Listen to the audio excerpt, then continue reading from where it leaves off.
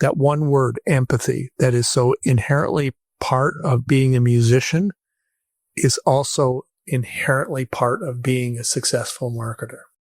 Welcome to the podcast about communication in business. I'm your host, George Torok. Did you know that I'm known as the speech coach for executives? Because I help business leaders deliver the intended message for greater success. And we do that through one-on-one coaching or group training for the team. On this podcast, you will hear insights and advice from communication experts from around the world. My guest today is James Hipkin. Here's 3 facts that I think you should know about James. 1, over 40 years, James has worked in marketing and advertising at a high level. His clients included Sprint, Apple, Wells Fargo Online Bank, Nestle, and Toyota. I think we've heard of those names. 2, since 2010, James Hipkin has built his clients' businesses with digital marketing. James is passionate about websites and helping the rest of us understand online marketing. And 3, he started with a degree in music and spent 6 years touring with rock bands, including Rush. Maybe we can get him to play a few tunes for us here before shifting to the business world. James Hipkin, welcome to Your Intended Message. Hey, George, I'm really happy to be here. Thank you very much for having me. Delighted to be talking with you here today, and I know it's going to be insightful because I believe that anyone coming from a music background brings a special perspective to how we perceive the world around us, how we perceive messages and how we send messages. I think it adds a sense that a person who is not a musician doesn't get. And I say that because I was a musician of sort. Yeah, no, I get that. I was also a musician of sorts. It was a passion that my passion far exceeded my talent, but perhaps is how I ended up in marketing and advertising.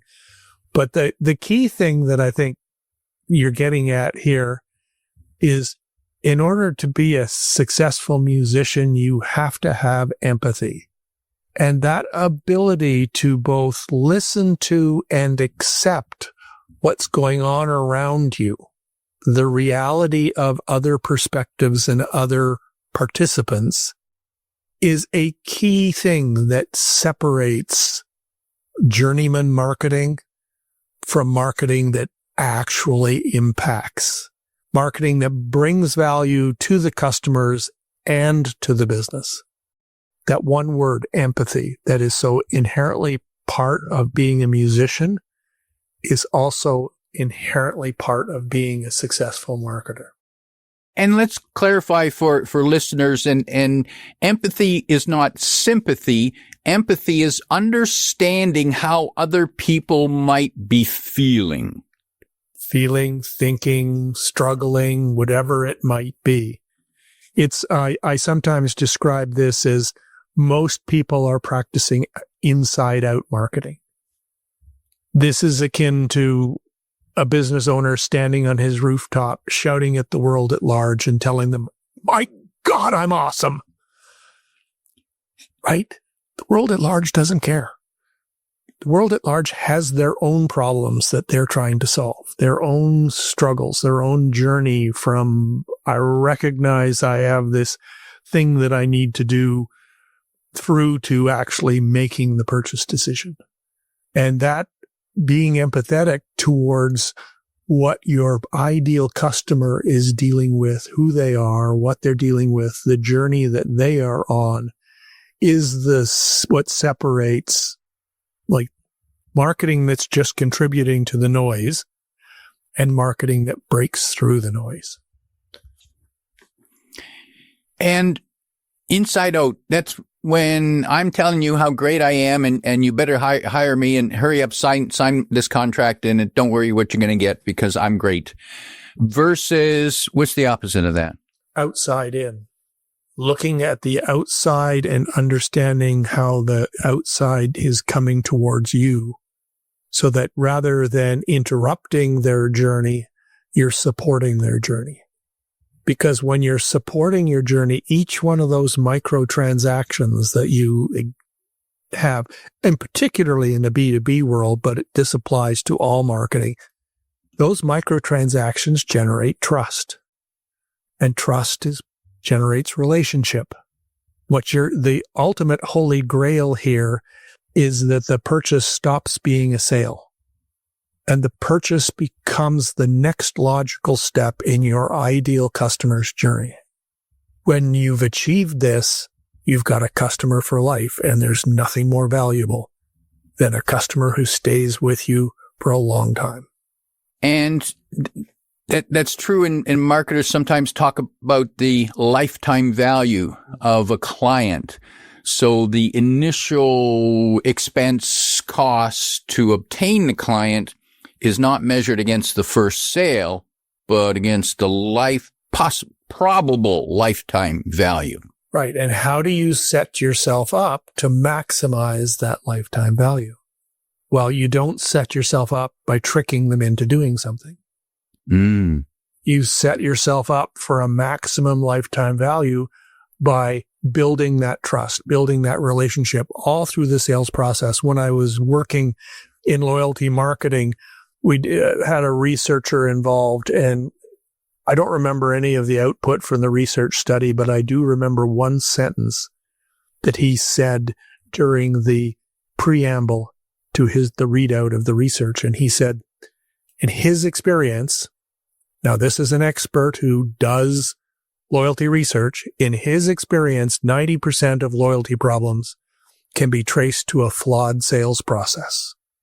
That one sentence has informed so much of what I've done throughout my career, because when you can focus your marketing on bringing value to your customers, those customers will bring value to you.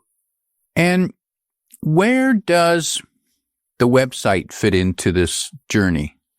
Well, the website in this modern online world is the hub.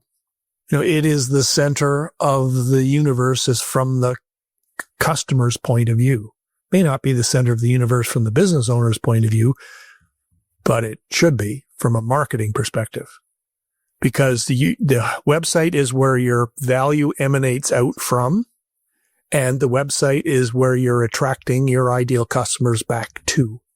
They're going to go to the website before they pick up the phone and call you. Before they fill out a form, they're going to the website. And that brings up another point. When I talk to business owners about their website, I'll ask them, so what's the primary objective of your website? Right? And I'll usually get a litany of things that they want the website to do. And we'll have a quick conversation about the definition of the word primary. There can only be one. And they'll usually settle on conversion. It's almost always wrong. From the customer's point of view, the primary objective of the website is not conversion, it's confirmation. They're on their journey to try to solve their problem, and they're arriving at the website with the intent of, do these people understand my problem? Do they have a viable solution for my problem? Is that viable solution believable? All of these things are happening before any thought about conversion. If all you do is if you lead with buy now, click here, learn more, sign up, you're interrupting their journey. Okay. Another example of this it's a bit controversial, but it emphasizes the point I'm trying to make here. I want people to stop saying call to action. Yeah, it was really shocking. George's eyes opened up. I'm listening. Everybody has told business owners from day one, you have to have a call to action. You have to have a call to action. You have to have a call to action. Right? But think about it. From the customer's point of view, a call to action is a marketer shouting at the customer and telling them what to do. People don't want to be shouted at, and they don't want to be told what to do. What I want you to do instead is start thinking in terms of creating people like you pathways. These are call outs to subsegments in your audience, inviting them to follow a pathway to learn more about the thing that they're trying to solve. Now, functionally, a people like you pathway and a call to action, functionally exactly the same thing. But the mindset shift is important because the call to action is inside out. A pathway is outside in. Can you give us an example, a contrast between a call to action and a correct way to have the inside out, the outside in? Well, for example, you may have in the hero section of your website, you'll have hopefully a benefit statement, something that communicates to a visitor that you get them. And then immediately below that, you might have 2 columns or 3 columns with a headline, an image, and maybe a sentence or 2 and a button. In each of those columns, the headline and the image calls out to subsegments in your audience. For example, we recently redesigned a website for a business that they're a flour mill. They do stone ground organic flour, and they really have 2 audiences. There's the beginner bakers and there's the artisan bakers. Now, beginner bakers have a whole different set of questions that they're trying to resolve versus an artisan baker who is very experienced and very knowledgeable, wants to understand the science. So we created 2 pathways on the web. We actually created 3. There's a 3rd pathway for the online store. But the 2 main people like you pathways are beginner bakers and artisan bakers. And by doing that, we're streaming the audience that arrives at the site, because normally people have heard about this through a friend or through social media post or whatever, and they've gone to the website to check them out. And then they see this calling it, that's me. So they select that pathway. And when they select the pathway, 2 very powerful things have happened. They've told you exactly who they are, and they've given you permission to give them more information by virtue of choosing to select that pathway and going to the landing page that the pathway takes them to. That's supporting the journey that the customer is on. And that kind of microtransaction, I have selected this pathway as a microtransaction. When it pays off with the content being so germane to what they're looking for, that's a microtransaction that creates value.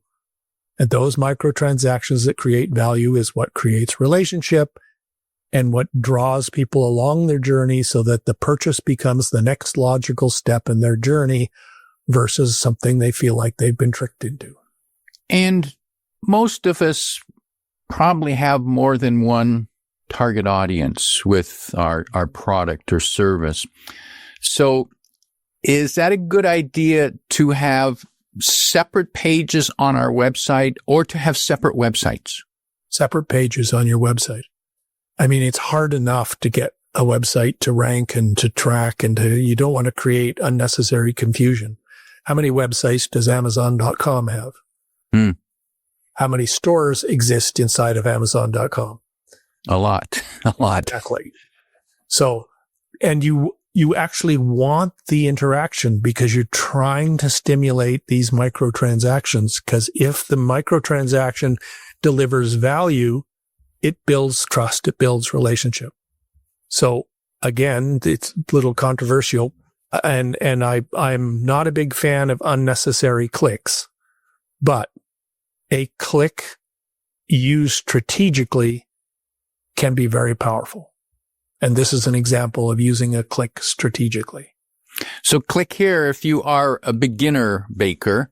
Click here if you are an artisan. Right. Another example, I worked with a woman who was a paid public speaker. She did keynotes, $10,000, and she'll come to your event and talk to your audience. When it got right down to it, when we went through she had 3 segments in her audience, 3 different kinds of people. hired her. There were event project managers whose primary goal here was don't make me look bad. There were corporate HR directors who hired her to come in and speak to their executives about being better communicators.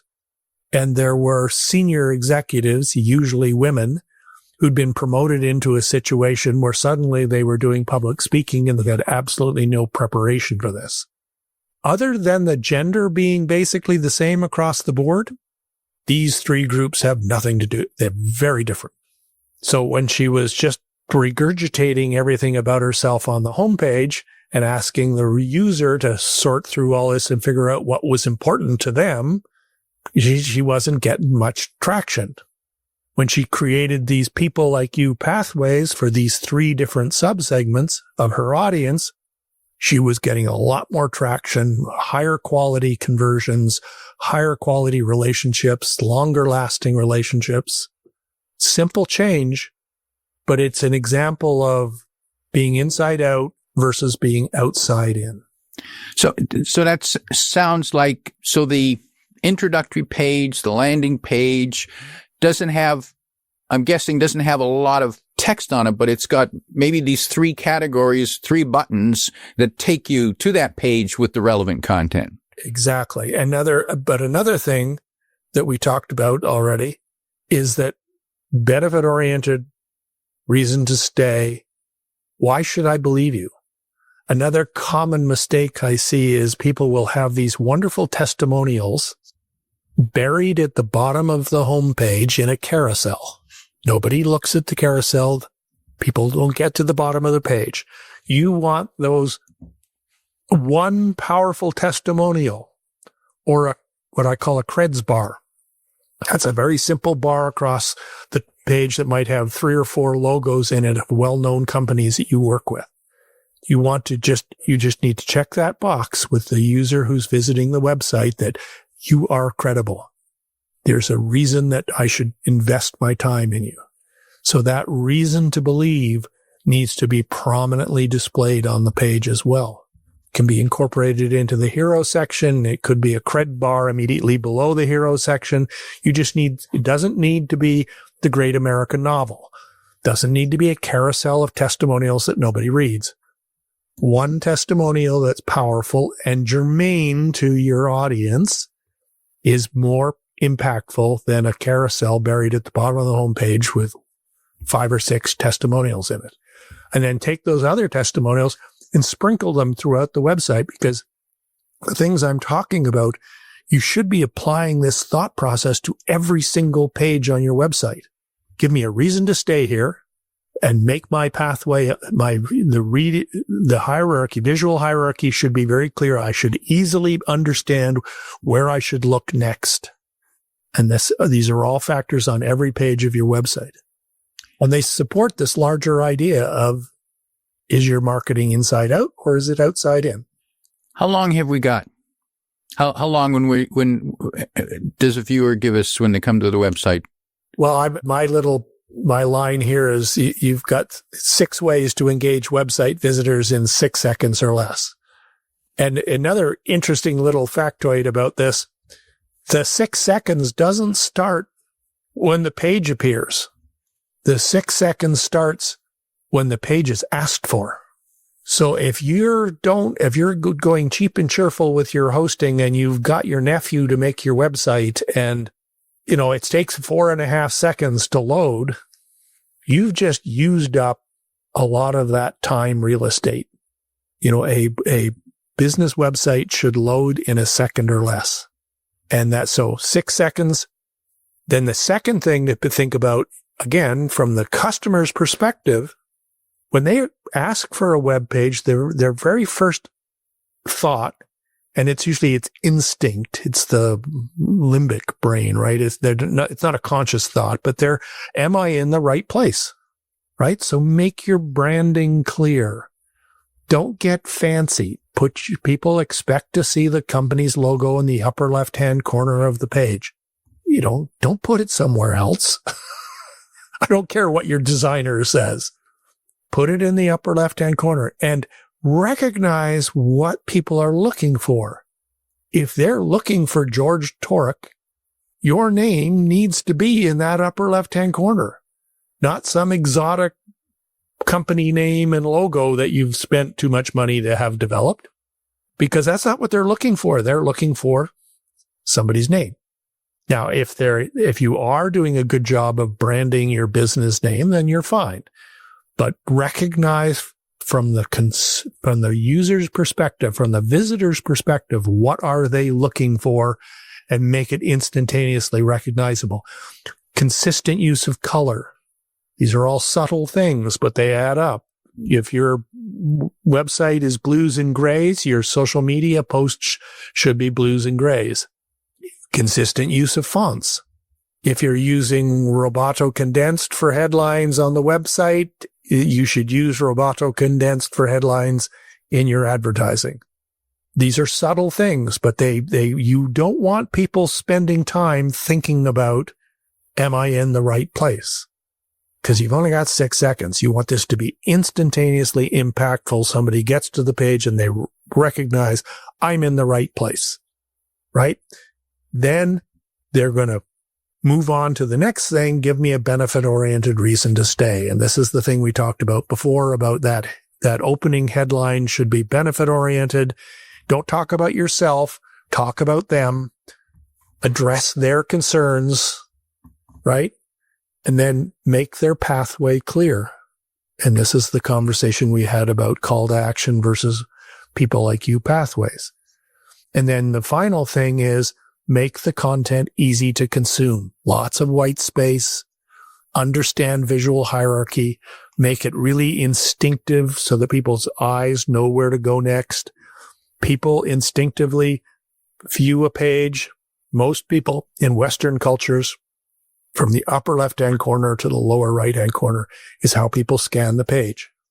Don't put your button, your call to action, in the lower left-hand corner of the hero section, because that's the least eye-tracked spot on the page, right? I see this over and over again because designers don't think about it this way.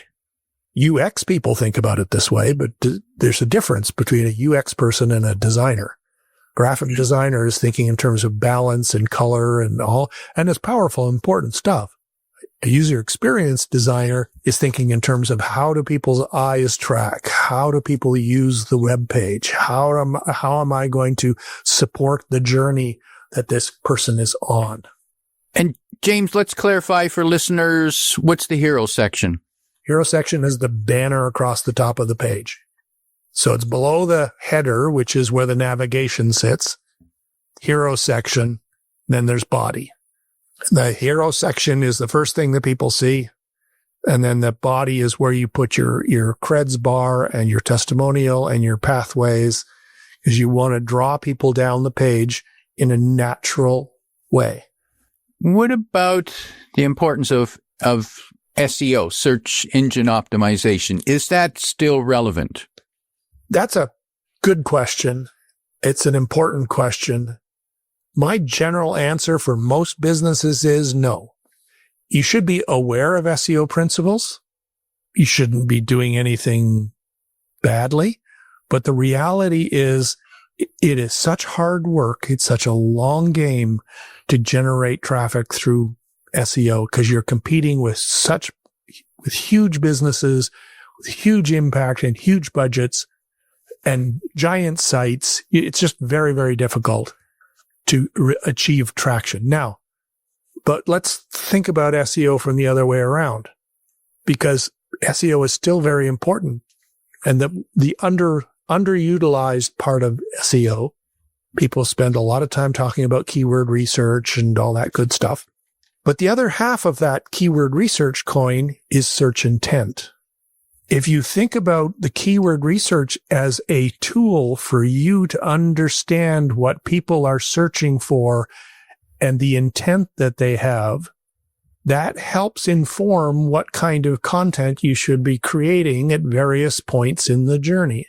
For example, if a keyword has an informational search intent, that's a mid-funnel activity. People are doing research. They're trying to figure out what it is they should do. They're looking for informational. So create your social media posts around that's informational search intent. Whether you rank for that word on your website or not is irrelevant. You're getting insights into what your ideal customer is looking for at this point in their journey. Now, if a keyword has a commercial or a transactional search intent, that's much lower in the funnel. I'll give you an example. We're in the process of adding an e-commerce capability to a large corporate website that we've been working with for more than 10 years. And I had this conversation with the marketing director. He's like, just use the posts that we already have for the store. And I'm like, we can't do that because the posts you already have are ranking really well. This is a site that gets over 7 figures in traffic every month. This is a big business. The posts you have are ranking really well against informational keywords. The product listings that we need to create in the e-commerce store need to rank against commercial and transactional keywords. So that's where we can't just use the same content that's in the post that's already on your site in the product listing. It has to be adapted and changed to correspond with where the consumer is in their journey, where they are in the funnel. They get to the product listing, they're deeper in the funnel, they're looking to make a transaction. So the assumption is that if the visitor is looking at a list, a catalog of product, they're not they're past the initial get acquainted stage. They're now trying to make a choice. That's correct. So if you think the classic funnel is awareness, consideration, prospecting, decision. Well, informational keywords are very important in the consideration and to a degree in the prospecting section. Commercial keywords are very important in the prospecting section and to a degree in the decision section. And transactional search intent keywords are very important in the purchase, right? So that's where SEO can still be a very powerful tool for a business in terms of understanding how do I map my content against the consumer's journey. And how does AI play into all this? We are using AI extensively. We're using it primarily as a workhorse. I'll give you an example. A key part of the outside-in thought process is having an avatar of your ideal customer and having a journey map where you've actually documented and mapped out the journey, steps in the journey, the questions that they're asking, the obstacles they're trying to overcome. It's all mapped out. When I was, involved with multi-8-figure budgets, we had the resources to hire a researcher and they would do focus groups and they would interview people and surveys and then smart people would analyze all of this and they would generate an avatar and a buyer's journey map. Typical cost for a study like that might be $50,000, right? With AI, we are able to give our clients an interview guide. Use this interview guide to interview 6 to 10 of your best customers. Record those interviews. Give us the recordings. Then we use the AI to transcribe the recordings and analyze the recordings and to generate an avatar and a buyer's journey map that's based on data. It's not based on what the business owner thinks or what the marketing director thinks. It's based on what actual customers say. And now, is it as good as what my colleague Susan, who helped me write the interview guide, can do for $50,000? No. Is it a vast improvement over nothing at all or making it up? Absolutely. So for a fraction of the cost, you're getting 80 or 85 or 90% of what would typically cost $50,000. And when you've got those insights, when you know who you're talking to what they're like as people, what the problems are they're trying to solve, what's the transformation they're looking to achieve. You've got the insights that you need to create marketing and content that's going to break through the noise. When you understand the journey, the questions, the obstacles at each stage of the journey, say perhaps married with search intent analysis on keywords, you understand what to talk about. What do you need to talk about to attract them into the top of the funnel? What kind of content should be in your email marketing that's supporting the mid-funnel and building the relationship? What are the keywords and key messages you should put at the purchase point? Each one of these stages is going to be distinct. And in the absence of information, you're just guessing. Is that a matter of A/B testing?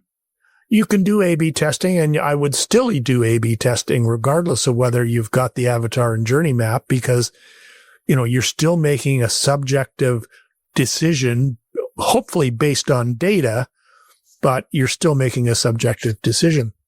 Testing is, when I talk about marketing, I describe marketing as a three-legged stool. The seat of the stool is the SMART objective. Start there. What is it you're trying to accomplish? And then the three legs are, what's the marketing strategy? And that's the who and the why. And you get that from the avatar. The second leg is, what's the marketing plan? That's the how and the when, and you get that from the journey map. And the third leg is measurement. Actually measure what you're doing so that you can water the flowers and prune the weeds. This stuff's not that hard. It's not that complicated. When you think about it like this, and you've got, because if you take one of the legs away from your stool, it's going to fall over. And when I analyze websites and digital marketing campaigns, the most common problem I see is an absence of strategy.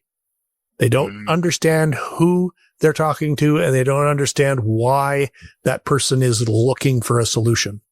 They've got the how and the when all worked out because, man, they're just throwing stuff out there in great quantities, but it's not connected. And then I'll ask them, so is YouTube working for you? And they'll look at me and like, I don't know. Because they're not measuring. Key reminder to measure, yes.